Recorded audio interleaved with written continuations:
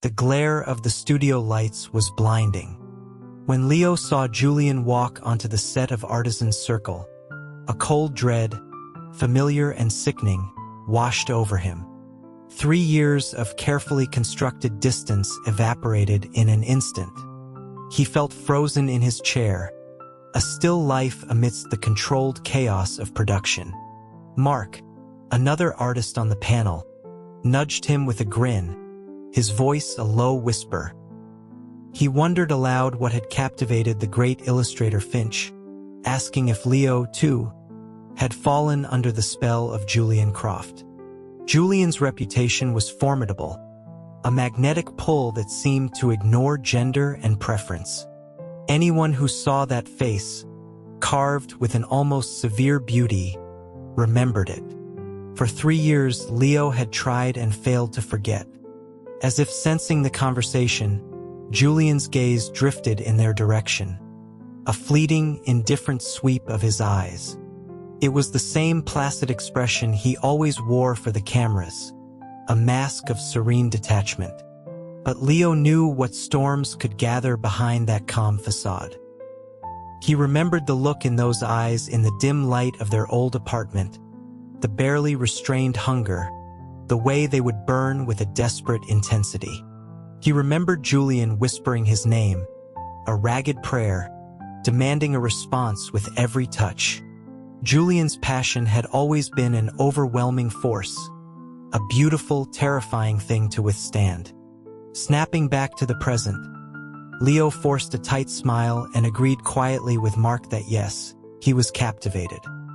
He was seated perilously close to Julian, so close he consciously slowed his own breathing. He clung to the hope that the years had been a buffer, that among the countless faces Julian had seen since his rise to fame, Leo's would be just another in the crowd. His anonymity had become a shield, reinforced by the beanies and face masks he wore to every public event, be it a gallery opening or an interview. Julian's attention remained elsewhere until the host turned the spotlight on him. Talk turned, as it inevitably did in these settings, to Julian's famously private love life. The studio audience hushed in anticipation. Julian, spinning a pen between his long fingers, answered with unnerving calm. He confirmed he had been in a relationship with a man. He then added that he'd been taken advantage of and abandoned.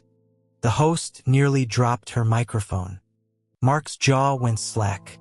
Leo, who had just popped a handful of complimentary M&Ms into his mouth, almost swallowed his tongue. He stared, utterly stunned, at Julian's impassive face. He couldn't believe Julian would say such a thing so openly. And what did he mean, taken advantage of? A bitter frustration churned in Leo's gut. Julian had always been the one in control, the one whose fierce desires set the pace.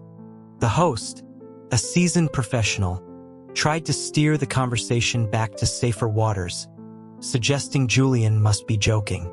Julian cut her off, his voice flat and devoid of humor. He clarified that he was not joking.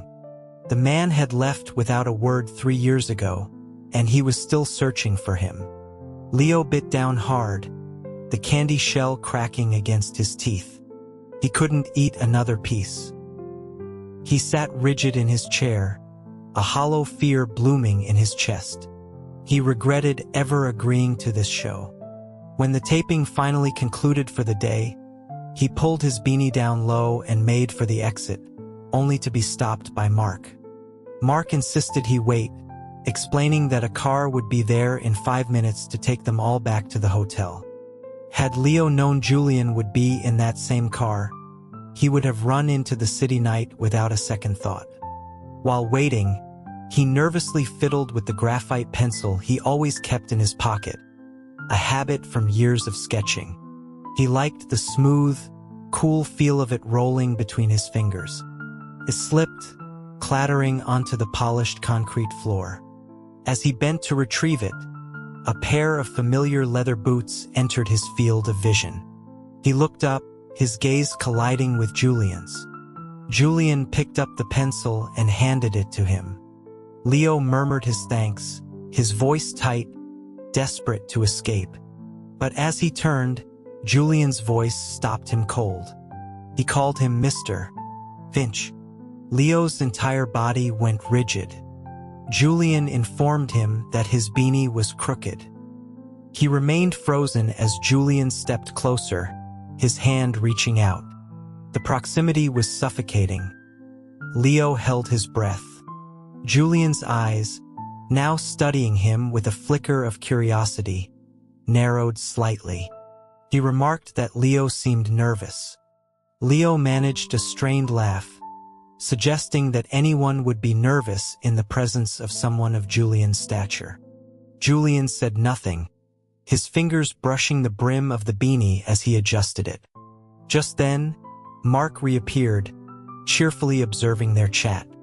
Julian gave a non-committal nod and turned to get into the waiting car. Leo finally let out a shuddering breath, his muscles aching with tension.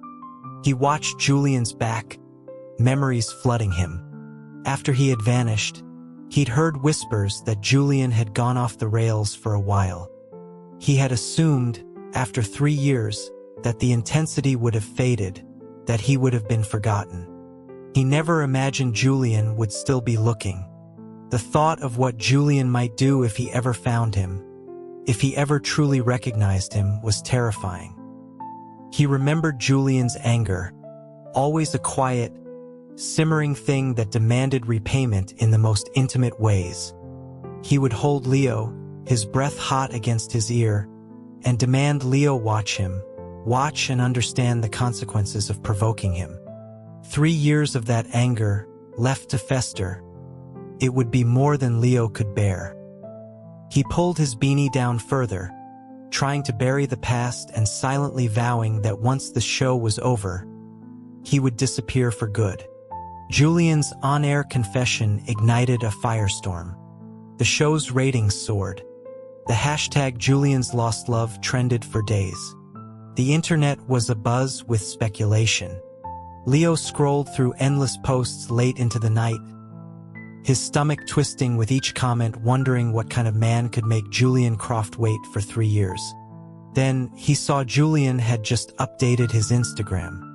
A simple text-based post. Clarification: not just 3 years. 1,086 days. The internet exploded all over again. Leo stared at the number, a wave of dizziness washing over him. The man was completely unhinged. The final segment of the show was filmed at a university. As fate would have it, it was Blackwood College where they had met.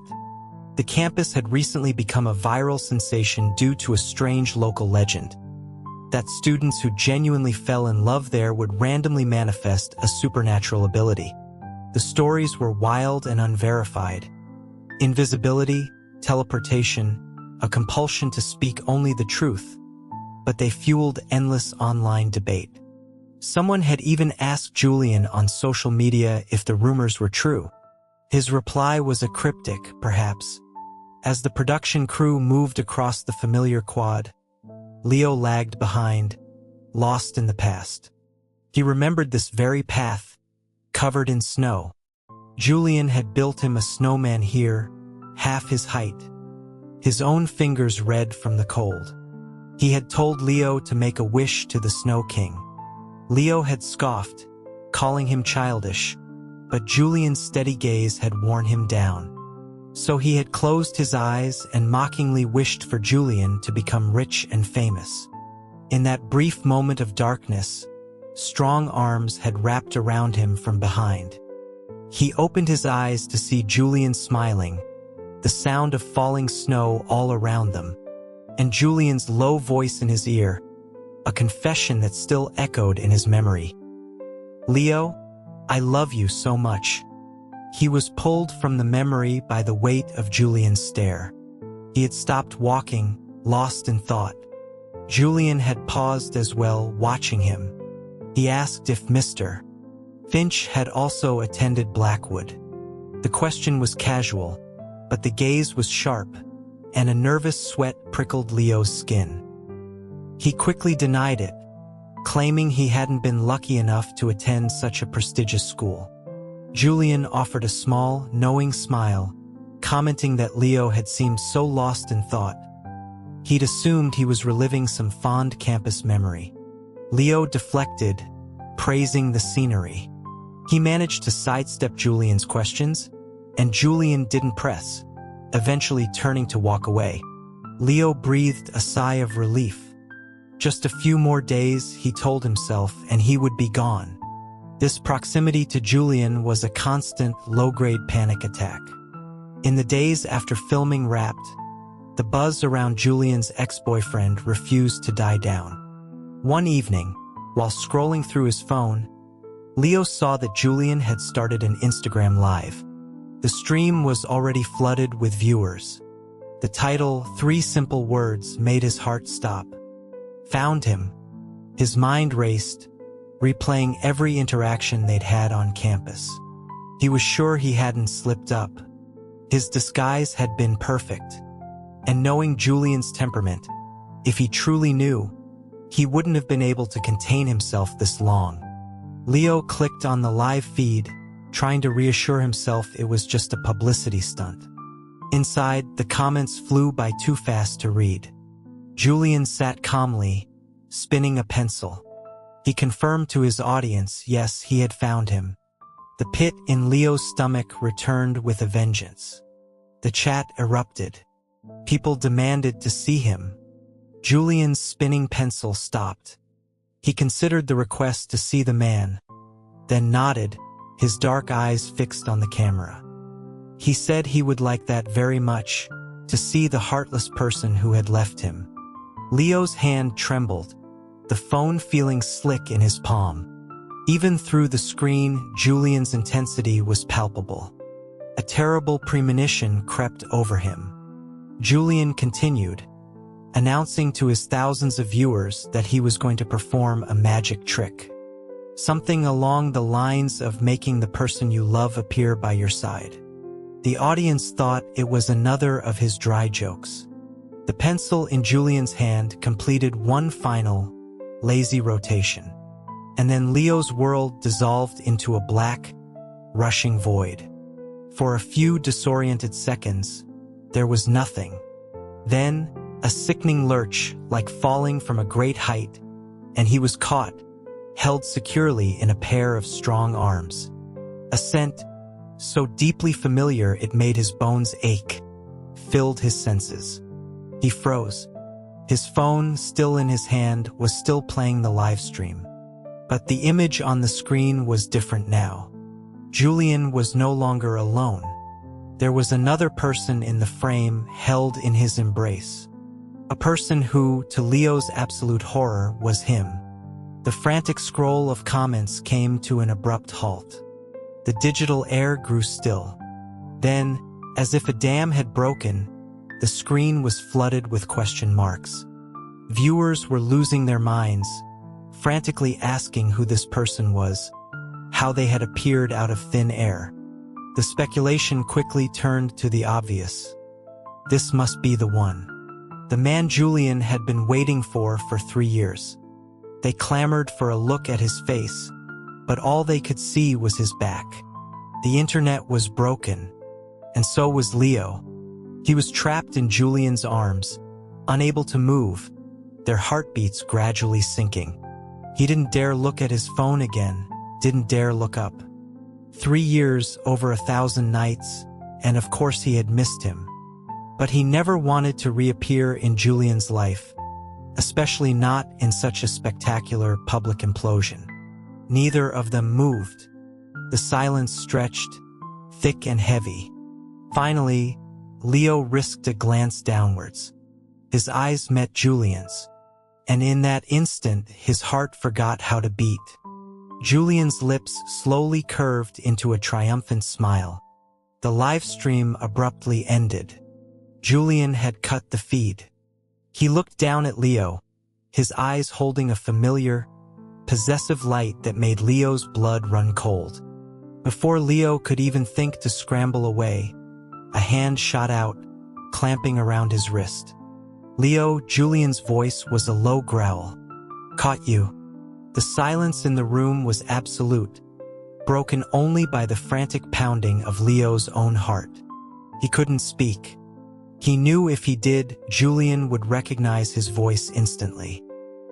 His appearance might have been disguised on the show, but his voice, though rasped by an old injury, would be the final piece of the puzzle. Julian's grip tightened, a hint of frustration in the pressure. He asked if 3 years of silence meant Leo no longer even wanted to speak to him. When Leo still didn't answer, Julian's other hand came up, tilting his chin, forcing their eyes to meet. "Speak, Leo." Under the lamplight, Julian's gaze was deeper and more dangerous than he remembered. He tried to pull away, but Julian was too strong. His thumb traced the line of Leo's lips. He warned him that he had plenty of ways to make him respond. Before the words had fully registered, Julian's mouth was on his. A punishing, desperate kiss that stole the air from his lungs. It was a kiss of retribution, of 3 years of pent-up anger and longing. Overwhelmed, Leo finally gasped his name, a broken, angry sound. "Julian." Julian pulled back slightly, his eyes still fixed on him. He asked how long Leo had planned to hide. Leo tried to sound detached, his voice a hoarse whisper, insisting he wasn't hiding, that there was nothing between them anymore. Julian laughed, a humorless sound, and gestured with his eyes towards Leo's phone, where the ghost of the live stream still lingered. He pointed out how strange it was to be watching the live broadcast of someone you have no relationship with. "You were never good at lying, Leo," Julian murmured, his fingers tracing Leo's brow. "You can hide from me, but I will always find you, no matter how long it takes." Leo couldn't say a word. Just as the tension reached its peak, the world flickered. The summoning spell had a time limit. The pressure on his wrist vanished. His vision went dark again, and when he opened his eyes, he was back in his own hotel room. The lingering warmth on his lips was the only proof it hadn't been a dream. He stood frozen, Julian's promise echoing in his head. That man was still a beautiful monster hidden beneath a placid surface. He checked his phone. The internet was on fire. Julian Teleport's Lover was the #1 trend worldwide. Blackwood College was now unofficially nicknamed the School of Romantic Superpowers. The fallout was massive. That night, unable to sleep, Leo found his way to a private subreddit, r/Blackwood Anomalies, a forum for people who had supposedly gained powers at the university. He saw Julian's username near the top. Then, scrolling down, he saw his own. He had never paid much attention to this stuff before. He spent hours reading, until he found a post explaining the origin of the powers. One line stood out, hitting him like a physical blow.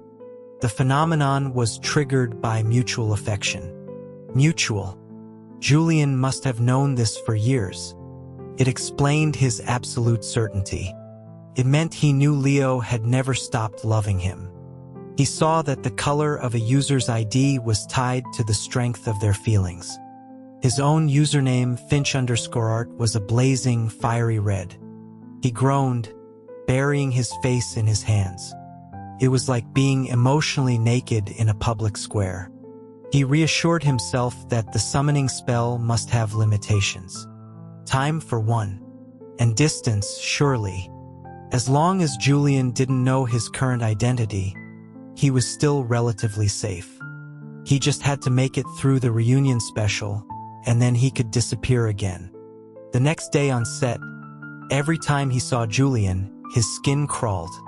He turned to walk away and ran straight into Mark, who was buzzing about the previous night's events. Mark enthusiastically recounted Julian's incredible magic trick, and then mentioned something that made Leo's blood run cold. Mark said Julian had mentioned that Mr. Finch was also a Blackwood alum. Leo spun around and met Julian's gaze from across the room. He quickly turned back to Mark, forcing a laugh and denying it, claiming his university was in a different state. From behind him, Julian let out a soft "oh," his voice dripping with false sincerity. "My mistake. I must have misheard." The smile in his voice sent a chill down Leo's spine. During a break, the crew brought out snacks. Leo avoided the fruit platter. Mark offered him a bowl of sliced mango. Leo, allergic, instinctively shook his head. From across the room, Julian's gaze flickered towards him. "Oh?" Julian's voice was casual. "Is Mr. Finch allergic to mangoes?" Pinned by that knowing stare, Leo quickly backtracked, claiming he wasn't allergic, just not in the mood. Julian nodded, then casually offered him a different container. It was filled with fresh blueberries, Leo's favorite. The rest of the day was a minefield of subtle tests. Julian was probing, dismantling his defenses piece by piece. The terrifying realization that Julian knew, or was very close to knowing, settled deep in his bones. He couldn't stay. The moment filming wrapped for the final time, he packed his bag. As he headed for the hotel elevator, a familiar sense of foreboding washed over him. When the elevator doors slid open, Julian was standing there. His eyes went first to the bag on Leo's shoulder, then slowly traveled up to his face. He asked where Mr. Finch was headed in such a hurry. It felt exactly like being a truant student caught by the principal. Leo forced himself to sound calm, explaining that he had urgent business and had to leave early. Julian nodded, asking if he needed the production to arrange a car.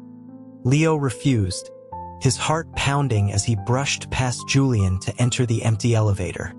This was it. A few more feet and he would be free. Julian remained by the doors, not moving. As the doors began to slide shut, Leo finally allowed himself to relax. But then Julian moved, raising a hand in a small wave. "Goodbye then," Julian said, his voice slow and deliberate. "Leo." The casual use of his real name was like a hammer blow. He had been tested and he had failed. Leo's head snapped up. The closing elevator doors shuddered to a halt and then began to open again. Through the widening gap, Julian's face reappeared, his expression unreadable. A bone-deep chill spread through Leo's body. "Leo," Julian repeated, his voice now devoid of any pretense. "It really is you." The world tilted. He was caught. Julian grabbed his wrist and pulled him from the elevator, back towards his room. Leo's mind was still reeling when the hotel room door clicked shut behind them. Julian looked at him, his silence more damning than any accusation. Leo kept his beanie pulled low. He tried one last bluff, asking if Mr. Croft had mistaken him for someone else. Julian's grip didn't loosen. He said that Mr. Finch bore a striking resemblance to an old acquaintance, even sharing the same name. Leo's last hope crumbled. Julian made him a deal. Take off the mask and he would let him go. Seeing a sliver of an out, Leo agreed. He reached up and slowly pulled the mask from his face. Underneath was a second mask. It was an old prank he used to pull in college, but this time Julian didn't smile. His eyes were cold. He asked if Leo found this amusing. Leo knew then that he was truly, deeply angry. Julian's voice was hoarse when he spoke again. 3 years, Leo. I looked for you for 3 years. Don't you have anything to say to me? The game was over. Leo sighed, the fight going out of him. He said it was all in the past. At that, Julian's expression hardened. He took off Leo's beanie, his fingers gently untangling the hair flattened beneath it. Then he removed both masks, revealing the face he had been searching for. He pressed Leo against the door and kissed him, all the desperation and hurt of the last 3 years pouring into it. "Leo," he whispered against his lips, "I missed you so much." In Julian's arms, all of Leo's resolve melted away. He was supposed to leave, to disappear again, but a single, honest confession had disarmed him completely. He wrapped his arms around Julian, returning the kiss, a voice in his head telling him to indulge just one last time. He let Julian lead, the familiar, overwhelming feeling of being utterly consumed washing over him.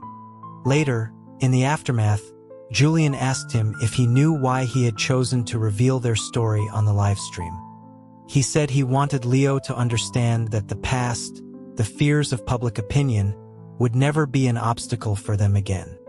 He would never care what others thought, and he refused to let Leo be a secret he had to hide. He was going to show the world that loving someone was never a crime. "You're insane, Julian," Leo murmured, lost in the moment. Utterly insane. The next morning, Leo smoked a cigarette for the first time in years, Julian's words from the night before echoing in his mind. He had known. He had known everything. Suddenly, his phone buzzed. A text message. It was from a number he hadn't seen in 3 years, but one he would never forget. "You promised you would never appear in Julian's life again." It was Julian's mother. All the promises Leo had made to Julian in the heat of the moment turned to ash. He booked the first flight out. Men's promises, especially those made in bed, couldn't be trusted. He flew to a coastal town, the ocean air doing little to clear his head. He remembered it all so clearly now. Their relationship being discovered. The intervention. Julian's agent, his mother, both begging him to leave, to not ruin the bright future that was laid out for him. Then the fire at his family's workshop, a freak accident that had damaged his vocal cords and hospitalized his own mother. It was there, in that sterile, antiseptic-smelling hospital room, that Julian's mother and agent had cornered him again. Their pleas, combined with his own guilt and fear, had been too much.